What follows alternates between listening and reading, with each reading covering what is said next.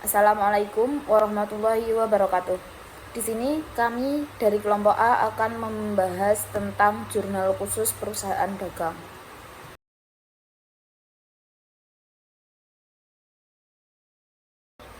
Perkenalkan, nama saya Mevia Ainur Rohmah dengan NPM akhir 307.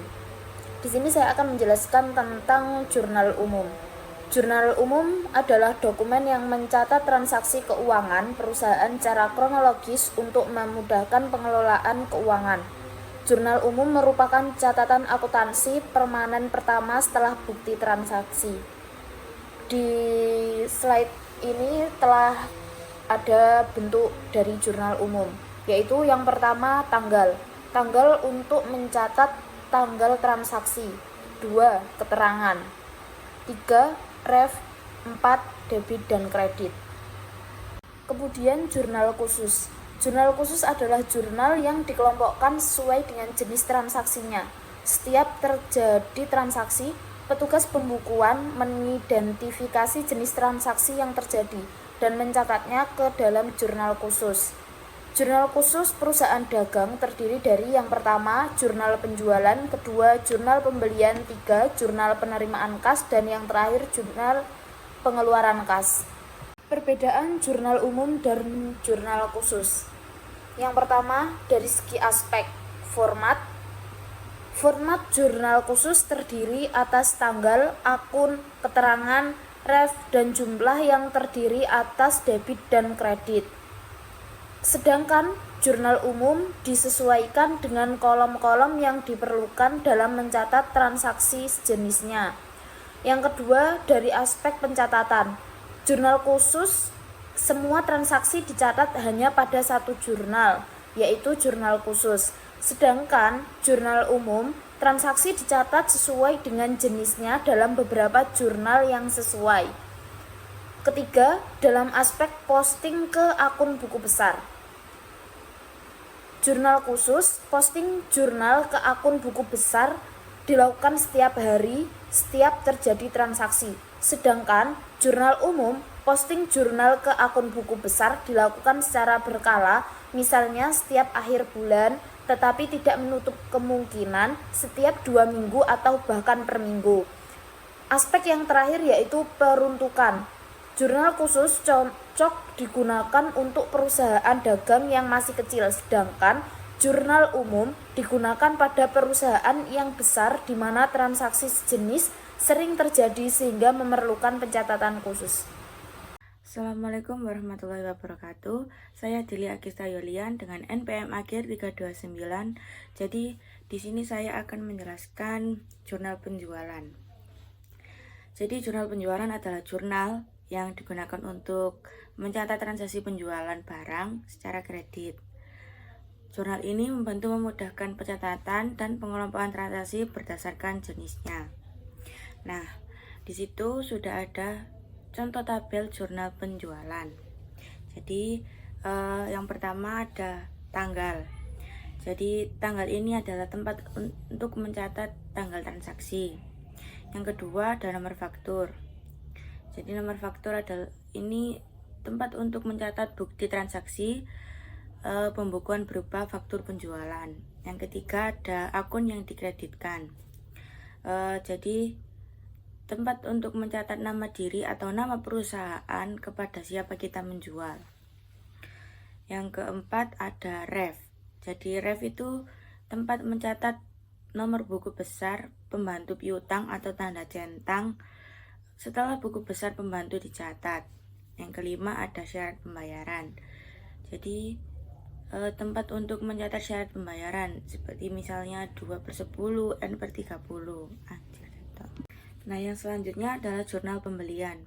Jadi jurnal pembelian adalah jurnal yang digunakan untuk mencatat semua transaksi pembelian barang secara kredit. Karena pembelian secara tunai itu biasanya dicatat pada jurnal pengeluaran kas. Nah, di situ sudah ada contoh tabel jurnal pembelian. Yang pertama ada tanggal. Jadi tanggal itu tempat untuk mencatat tanggal transaksi. Yang kedua ada keterangan. Jadi itu tempat untuk mencatat nama orang atau perusahaan dari siapa kita membeli, atau nama-nama pada buku besar pembantu. Yang ketiga ada ref. Jadi ref itu tempat untuk memberi tanda centang atau nomor buku besar pembantu jika buku besar pembantu telah dicatat pada akun yang bersangkutan. Yang keempat ada syarat pembelian. Jadi syarat pembelian itu tempat untuk mencatat syarat pembelian. Yang kelima ada pembelian. Jadi pembelian itu tempat untuk mencatat jumlah pembelian. Yang keenam ada akun.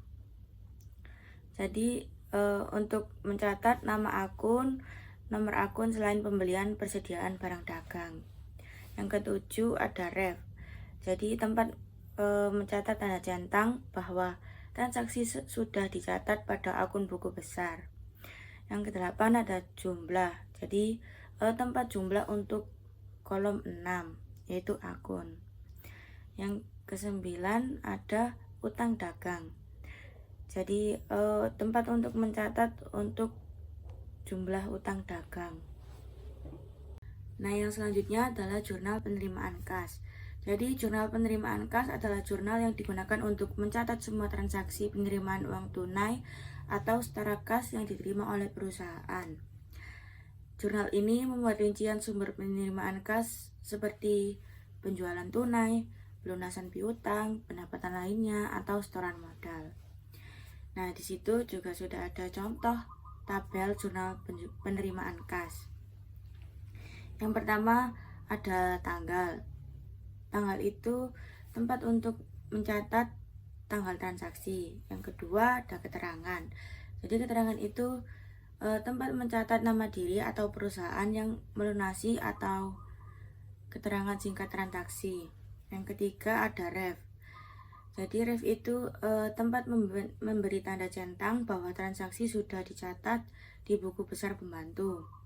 Yang keempat ada kas. Jadi kas itu tempat mencatat jumlah uang yang diterima. Yang kelima ada potongan penjualan.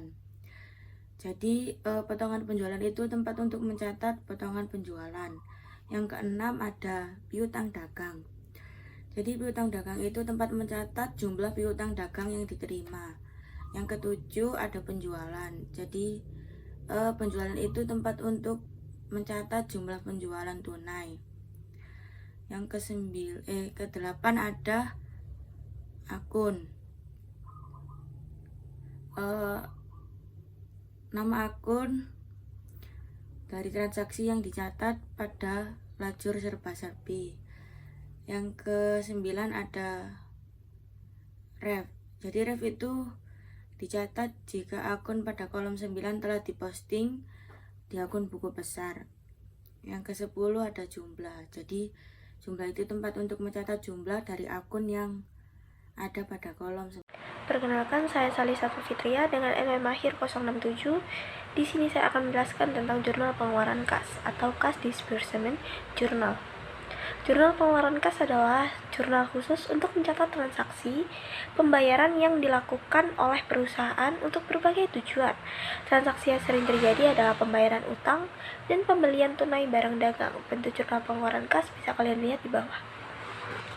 Selanjutnya ini ada contoh soal kedua, bisa kalian lihat. Selanjutnya kita akan bahas jawaban dari soal sebelumnya. Di sini ada jurnal penjualan.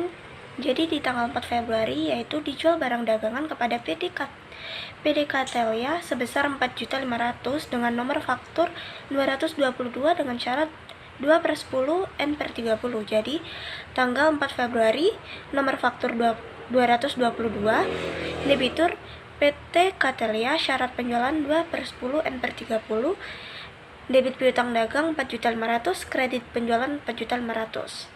Di tanggal 7 dijual barang dagang kepada PT Bulan sebesar 6 juta dengan syarat EOM nomor faktur 333. Jadi tanggal 7 Februari nomor faktur 333, debitur PT Bulan, syarat penjualan EOM, debit piutang dagang 4 juta, kredit penjualan 4 juta. Di tanggal selanjutnya di tanggal 15 dijual barang dagangan kepada PT Askosentrum sebesar 1.500.000 dengan nomor faktur 231 dengan syarat EUM. Jadi, tanggal 15 Februari nomor faktur 231, debitur PD Askosentrum syarat penjualan EUM, debit piutang dagangnya 1.500.000, kredit penjualan 1.500.000. Jadi balance total 12 juta. Ini adalah jawaban jurnal pembelian. Kita dapat di tanggal 2 Februari, yaitu dibeli barang dagangan dari PT Dendrobium sebesar 10 juta dengan nomor faktur 111 dengan syarat 2/10 N/30. Jadi, dicatat di jurnalnya di tanggal 2 Februari, krediturnya PT Dendrobium, syarat pembelian 2/10 N/30, pembelian 10 juta dengan kredit utang dagang 10 juta. Jadi, balance total 10 juta. Nah, oke, next kita lanjut ke pembahasan jawaban dari soal 2 di tabel jurnal penerimaan kas. Nah, ada pada tanggal 6 Februari yaitu dijual barang dagangan kepada PD Asosenda sebesar 3 juta secara tunai. Nah, karena secara tunai, jadi pada keterangannya kita tulis penjualan tunai. Kenapa? Karena kalau pembayar ini soalnya secara itu pembayar piutang yang ditulis nama PD-nya, tapi karena ini penjualan tunai jadi langsung ditulis penjualan tunai gitu. Jadi ditulis pada debitnya ditulis kas 3 juta, di kreditnya yaitu pada kolom penjualan sebesar 3 juta. Lalu pada tanggal 8 Februari diterima pelunasan dari PD Catlea untuk penjualan tanggal 4 Februari sebesar 2.500.000. Pada tanggal 4 Februari itu ada dijual barang dagangan kepada PD Catlea sebesar 4.500.000 dengan nomor faktur 222 dengan syarat 2/10 N/30. Nah, karena yang dibayar cuma 2.500.000 kayak yang tadi dijelaskan, dia piutang, bayar utang. Kita jadinya keterangannya ditulis nama PD-nya itu PD Catlea. Lalu karena dari 4 Februari ke 8 Februari masih dalam jangka waktu 10 hari, jadinya dapat potongan sebesar 2%. Jadi 2%-nya dari 2.500.000 yaitu 50.000 ditulis pada debit. Jadi kolom debitnya ada satu lagi yaitu kas sebesar 2.450.000 dan potongan penjualan sebesar 50.000. Lalu kreditnya ditulis piutang dagang sebesar 2.500.000. Lalu next, pada 12 Februari diterima pendapatan bunga dari Bank BNI sebesar 250.000. Langsung ditulis aja di keterangan pendapatan bunga, debitnya itu kas 250.000, kreditnya di kolom serba-serbi, di perkiraannya ditulis pendapatan bunga jumlahnya 250.000. Lalu pada tanggal 14 Februari dijual peralatan kantor bekas sebesar 900.000 kepada PD Kamboja. Tulis aja di keterangan penjualan peralatan. Debitnya kas sebesar 900.000, lalu pada kolom serba-serbi ditulis perkiraan. Di kolom perkiraan tulis peralatan jumlahnya 900.000.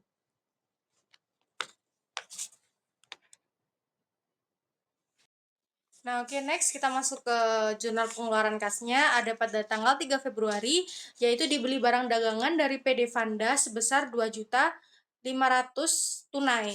Nah, seperti yang tadi, kalau secara tunai ditulisnya sebagai pembelian tunai di keterangannya. Ya, lalu debitnya yaitu pembelian 2.500.000, di kolom kreditnya itu kas 2.500.000.